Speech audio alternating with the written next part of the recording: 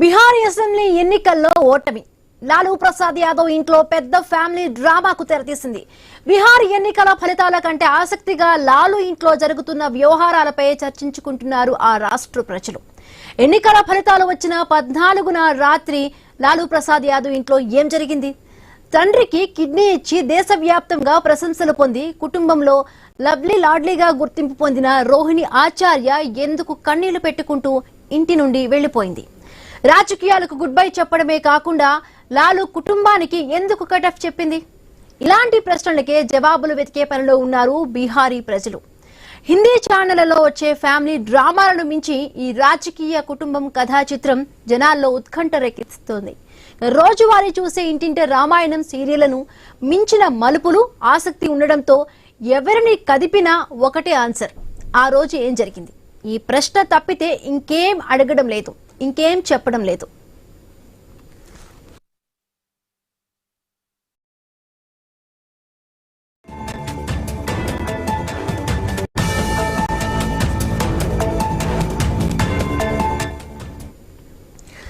రోహిణి ఆచార్యను చెప్పుతీసి కొట్టబోయింది ఎవరు?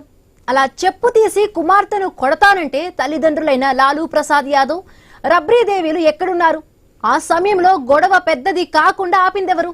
తీవ్రస్థాయిలో ఆరోపణలు వస్తున్న తేజస్వి యాదవ్ ఎందుకు స్పందించడం లేదు? ఇంట్లో కుంపటి రేపి రచ్చరచ్చ అవుతున్న లాలూ ప్రసాద్ యాదవ్, రబ్రీదేవిలు ఎందుకు మౌనంగా ఉన్నారు? వారు సైలెంట్ గా ఉన్నారా? పెదవి విప్పనివ్వకుండా చేస్తున్నారా?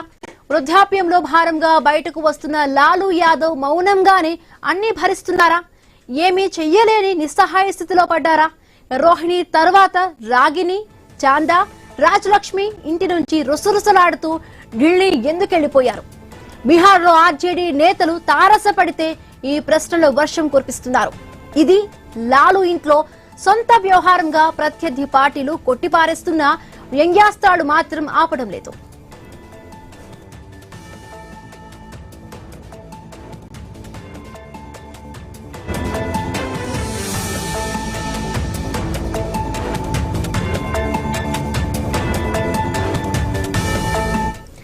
ఈ ప్రశ్నలకు లాలూ ప్రసాద్ యాదవ్ ఇంట్లో ఎన్నికల ఫలితాలు వచ్చిన రోజు రాత్రి ఏం జరిగిందో ఐ న్యూస్ ఎక్స్క్లూజివ్ గా వివరాలు సంపాదించింది.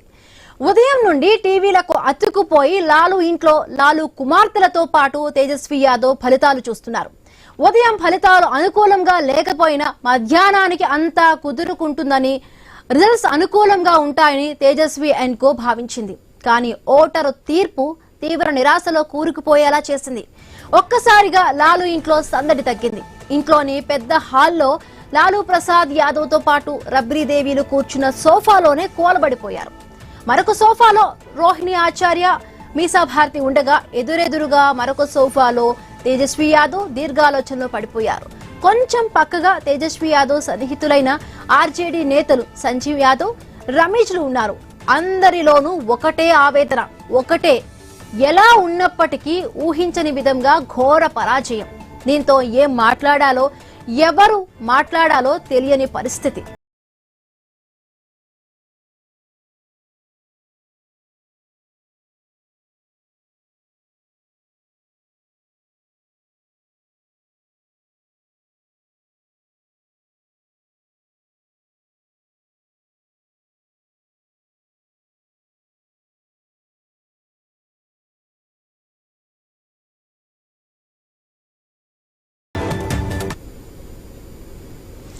రాత్రి చీకటి కాగానే తుఫాను వంటి ప్రశాంతత నెలకొని ఉంది. ఒకరి శ్వాస మరొకరికి వినిపిస్తోంది. వెలుతురు పెద్దగా లేదు. టిక్ టిక్ అంటూ గడియారంలో ముళ్ళు శబ్దం పెద్దగా వినిపించేంత సైలెన్స్ ఆ హాల్లో ఉంది. ఎందుకు ఓడిపోయాం? ఓటమికి కారణాలేంటి అని అందరిలోనూ అడగాలని ఉన్నా అడిగే ధైర్యం చేయడం లేదు. ఎవ్వరిలోనూ గొంతు పెగలడం లేదు. అదే సమయంలో తన్ను తాను ఆపుకోలేకపోయారు అక్కడే ఉన్న రోహిణి ఆచార్య. ఆ నిశ్శబ్దాన్ని చీల్చుకుంటూ పెద్ద గొంతుతో తప్పుడు నిర్ణయాల వల్లే ఓడిపోయాం, ఈ ఓటమికి కారణాలేంటో అందరికీ తెలుసు అని రోహిణి ఆచార్య సౌండ్ చేశారు. అంతే, ఈ మాటలతో ప్రశాంతత పోయింది. హాల్లో వాతావరణం గంభీరంగా మారిపోయింది. అందరి ముఖాలు ఎర్రబడ్డాయి. తేజస్వి యాదవ్ అయితే తలెత్తి కన్నెర్ర చేస్తూ చింత నిప్పులు తొక్కేటు చూశాడు. రోహిణి ఆచార్య తన మాటలను కొనసాగిస్తూ ఆర్జేడీ ఓటమికి సంజయ్ యాదవ్ కారణమని కుండబద్దలు కొట్టేశారు.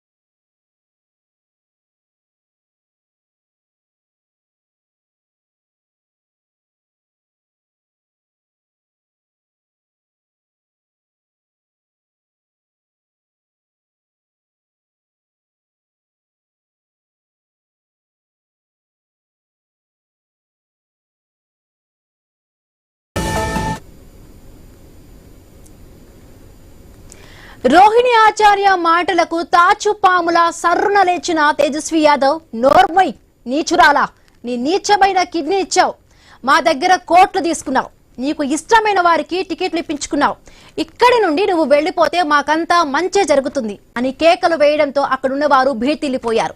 తన చేతులతో గోరు ముద్దలు తిన్న తేజస్వి యాదవేనా ఇలా మాట్లాడుతుంది అని రోహిణి కాసేపు రాయిలా అయిపోయింది. అక్కడితో ఆగితే బాగోదని అనుకున్నారో ఏమో.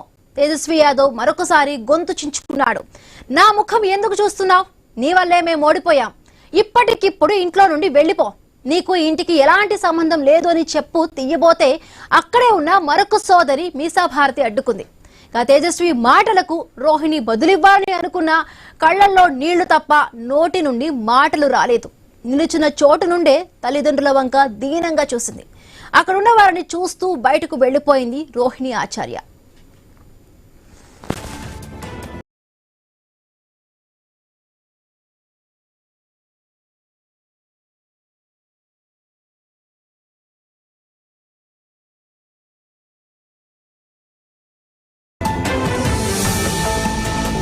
పద్నాలుగు రాత్రి గొడవ అక్కడితో ముగిసాక మర్నాడు 15న మధ్యాహ్నం నుంచి సోషల్ మీడియాలో రోహిణి ఆచార్య పోస్టులు వైరల్ అయ్యాయి.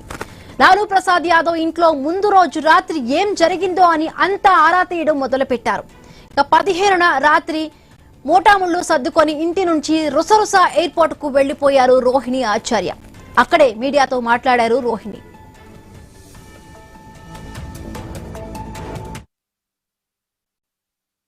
नहीं, मेरा कोई परिवार नहीं है।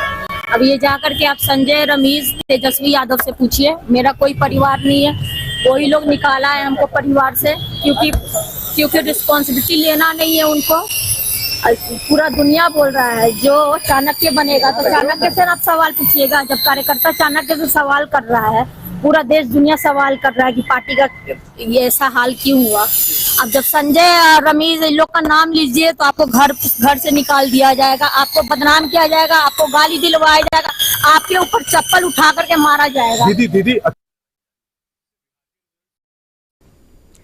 16న కూడా సోషల్ మీడియాలో వాడి వేడి పోస్టులు పెట్టారు రోహిణి ఆచార్య. అదే పనిగా సోషల్ మీడియాలో పోస్టులు వస్తున్నాయి. ఇంతలో పాట్నాలోని లాలు ఇంటి గేట్లు తెరుచుకున్నాయి. మరొక ముగ్గురు లాలు కుమార్తెలు రాగిని, చందా, రాజలక్ష్మిలు సైతం స్పీడ్ గా బయటకు వచ్చారు.